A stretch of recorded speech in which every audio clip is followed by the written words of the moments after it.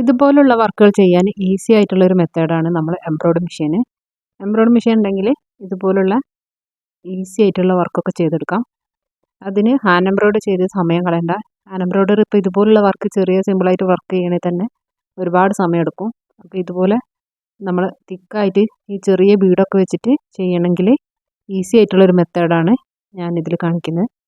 ഇതൊരു വെഡ്ഡിങ്ങിൻ്റെ ബ്ലൗസാണ്.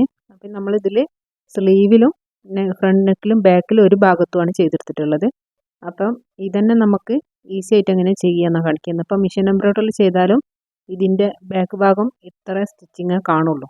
ഇതുണ്ടോ, ഇത്ര സ്റ്റിച്ചിങ്ങനെ വരുന്നുള്ളൂ. അപ്പോൾ നമ്മൾ മെഷീൻ എംബ്രോയ്ഡറി ചെയ്യലേ ഈസി. ഇതിപ്പം നമ്മൾ സ്റ്റിച്ചിങ് കഴിഞ്ഞിട്ട് ഹാൻഡ് എംബ്രോയ്ഡറി ചെയ്യുകയാണെങ്കിൽ കുറേ സമയം പിടിക്കുകയും ചെയ്യും.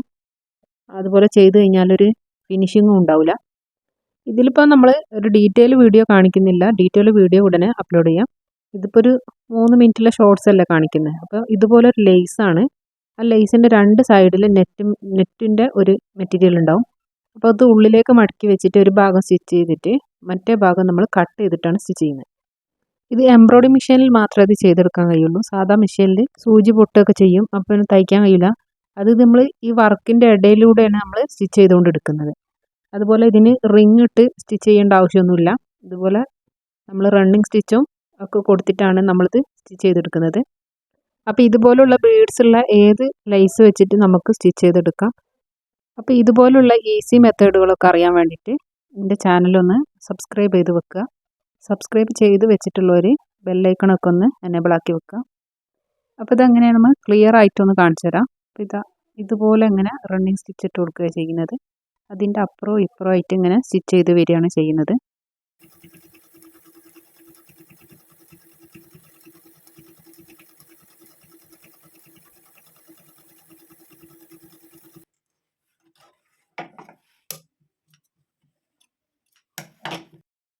അപ്പോൾ ഇതിൻ്റെ ഒരു ഭാഗം നമ്മൾ സ്റ്റിച്ച് ചെയ്ത് കഴിഞ്ഞിട്ടുണ്ട്. അപ്പോൾ ഇതിൻ്റെ ഈ നെറ്റ് മെറ്റീരിയലുള്ള ഭാഗം ഇനി ഒരു ഭാഗം ഉള്ളിലേക്കാക്കിയിട്ട് സ്റ്റിച്ച് ചെയ്യണം.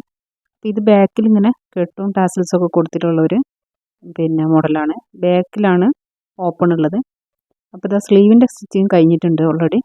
ഇനി ഇതിൻ്റെ ബാക്കി ഭാഗം എങ്ങനെ സ്റ്റിച്ച് ചെയ്യുകയെന്ന് വെച്ചാൽ ഇത് കണ്ടോ ഇങ്ങനെ പൊന്തി നിൽക്കും. ഈ നെറ്റ് ഭാഗം ഇങ്ങനെ കട്ട് ചെയ്തിട്ട് വേണം ഉള്ളിലേക്ക് മടക്കിയിട്ട് സ്റ്റിച്ച് ചെയ്ത് കൊടുക്കാൻ. ഇതിപ്പോൾ ഞാനിങ്ങനെ ഇടവിട്ടിട്ടാണ് കട്ട് ചെയ്തിരുന്നത്. അപ്പോൾ സ്റ്റിച്ച് ചെയ്യുമ്പോൾ എനിക്ക് ഒന്നും കൂടി തോന്നിയത് ഓരോ ഇങ്ങനെ ജോയിൻറ്റിൽ തന്നെ കട്ട് ചെയ്തിട്ട് ഉള്ളിലേക്ക് മടക്കി അടിക്കാനാണ്. അപ്പോൾ ഇതിൻ്റെ ഫുൾ വീഡിയോ ഉടനെ ചെയ്യാം. അപ്പോൾ വീഡിയോ ഇഷ്ടമായിട്ടുണ്ടെങ്കിൽ ലൈക്ക് ചെയ്യുക. പുതുതായി കാണുന്നവരൊന്ന് സബ്സ്ക്രൈബ് ചെയ്ത് സപ്പോർട്ട് ചെയ്യുക.